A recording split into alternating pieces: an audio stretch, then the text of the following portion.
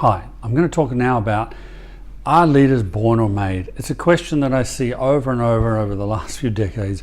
Are they born or are they made? Some people have a case that says that yes, they're born and this is why they're brilliant leaders and people want to follow them. And other people say, oh no, they've been made because of the way that they train themselves and develop their gifts and their skills.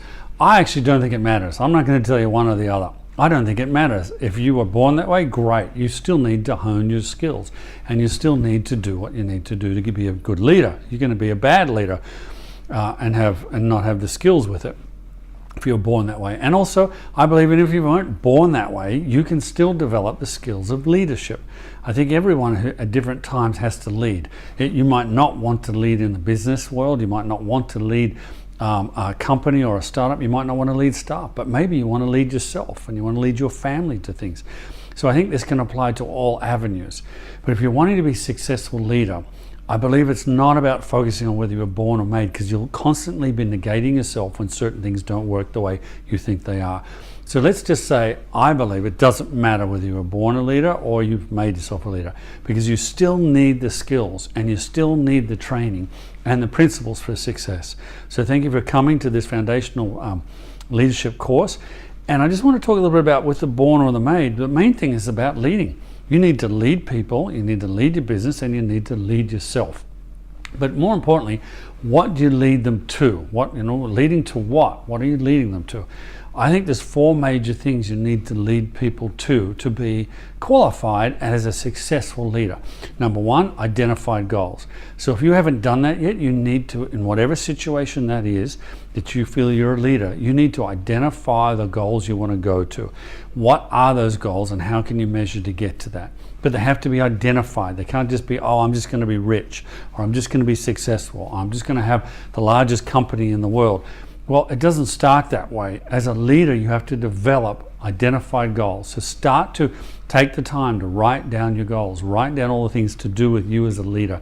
It could be things you want to achieve, could be the goals, or it could simply be that you just want to lead people to greatness. You have a purpose to be able to influence people to their greatness. You might want to just be a trainer who trains people and educates people, but identify those goals. Don't just say, hey, I want to run a training, and you think 300 people will arrive, maybe only 10 people. And then you have a goal to 50, and then to 100, then 200 and 300. Maybe you have a goal to do all sorts of different things, but identify the goals along the way. So that's number one of what you're leading people to. The second thing is you need to lead them to a defined purpose. There has to be a purpose behind doing something. Some people tell me, oh, I just want to, have the lifestyle where I have financial freedom and I never have to worry about money again. But what's the purpose behind that? Is it to help others, or is it just to have, lie on the beach in Fiji for the rest of your life? And some of you are probably going, that would be great. Well, I've met people that have tried to do that, and after 3-4 months, as leaders, they get bored. They actually have no self-satisfaction.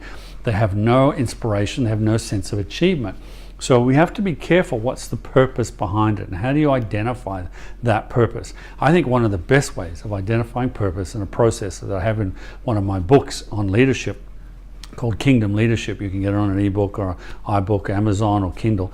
But basically I talk about that what you need to do is write down what are the causes and that you can strive towards a purpose, and what are the things that you sometimes complain about in leadership skills.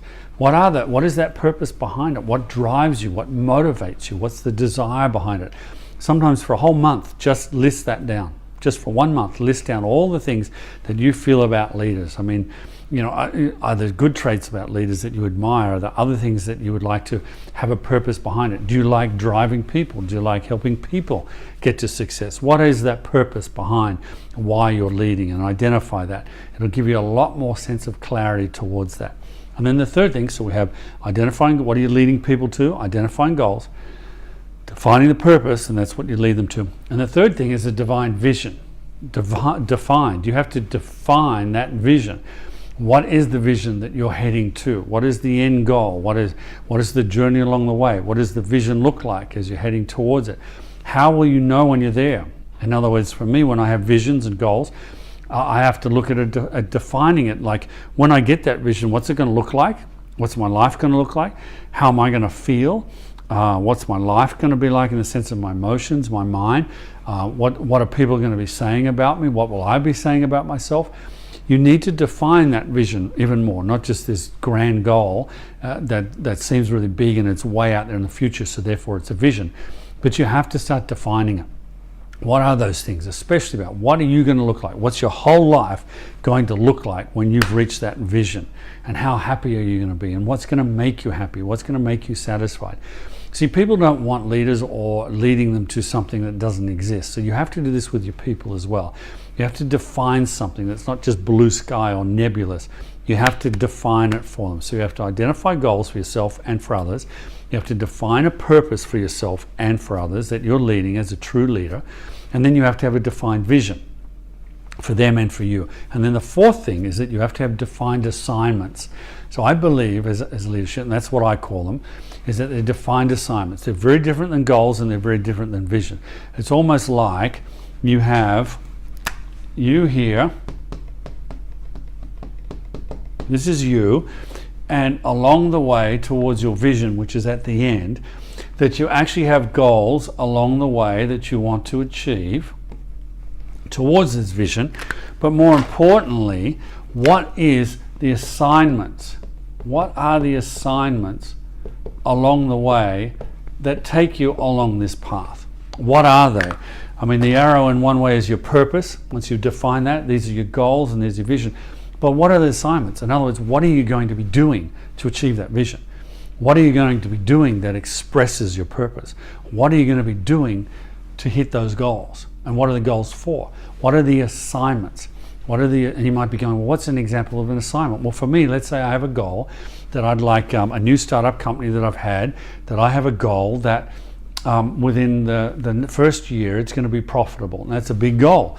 Some people might have that as a vision, but let's say my vision is to have a very strong company, a creative company that is actually influencing the community. And let's say there's lots of different people and the reputation, the branding is out there based on success. That's my vision. And my first goal is that in the first year, it's actually profitable. Well, I need assignments along the way to be able to achieve that goal. And so the assignments might be, well, I need to do marketing and I need to hit the local community. I need to get my pricing and my estimating right. I need to build relationships with people in the community that have businesses. So those are the assignments. So you need to have defined and identified goals. You need to have defined purpose. You need to have a defined vision, and you have to have defined assignments. So again, as I said, it doesn't matter whether you're born or made. You can learn the skills and the training and the principles for success as a leader just with these four.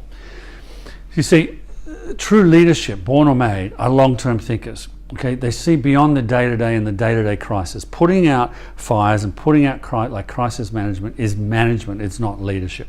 So you've got to be thinking beyond that, and these things will help you. You also have to put heavy emphasis on this, on the visions, the purpose, the assignments. But more importantly as well, this will motivate you through, which we talked about in the last section, about the 4 levels of purpose, of leadership, and the top one being motivation. These will start to motivate you and your people, especially the defined assignments that are relating to goals and are relating to the vision. And then, again, I talked about inspiring. These will also help build that inspiration into the staff to look beyond their normal day-to-day work and go beyond that. So how do you lead as a leader besides once you have all of these? Well, you need to look at your leadership style, and you need to look at a leadership position that you have, and also your leadership skills. I just want to spend a moment about leadership style. All of us have different personalities and different behaviors, and there's lots of research over the decades that talk about that our personalities are all different, and they can interact differently between different personalities. There's also behavioral profiles out there of many different reputations of how we have different behaviors in the workplace and socially, and that it's good to identify those so we can interact, and that is a good thing to do. I'll talk more about that in one of my other leadership courses called Empowered to Leadership. Because that empowering leadership is important. But for right now, what is your leadership style? So I want to leave you with a task, and I'm going to try and do that on each section, but I'd like you to start to identify what's your leadership style. Find out behavioral profiles, do one, you can get them online, some of them are only about $30 each, and start to find out your style. Are you someone who loves coaching and getting beside people and working with? Are you someone who likes more inspiring and motivating people and just running alongside with them in that way? Are you someone who likes to see them achieve better than you? Because sometimes a true leadership style of success is training up your people to be even better than you and run even faster than you. But what is that style? Maybe you communicate really well. Maybe you tend to plan really well. Maybe you tend to interact and influence really well. What are the styles? So over the next month, I want you to actually start to list down and identify what are the things you're natural at. Even ask people that are around you, that you trust, that people that know you well enough in your job or in your career or your business or even at home life, and find out, even some of your friends, what are the things that you're more natural at? Are you more natural at explaining all the details? Are you more natural at just jumping in and being hands-on and leading by example? Is your leadership style where you tend to decipher and see great opportunities and great vision and you drive people to that vision? What is the style? Because when you start to identify that, you can build the skills, as I said before, on top of that, those leadership skills. And then on top of that, you then have a leadership position. And then you can do position and your leadership from that perspective, from the perspective of what is your style. The more you follow a natural style that you're used to and normal to, the more genuine and the more, in one way, ethical you're going to be with your leadership style with people and with your interactions. And the more people you're going to get to follow you towards the vision that you want to go. So please spend the next month just identifying that. Go to some resource tools if you wanted to do that and start to identify that.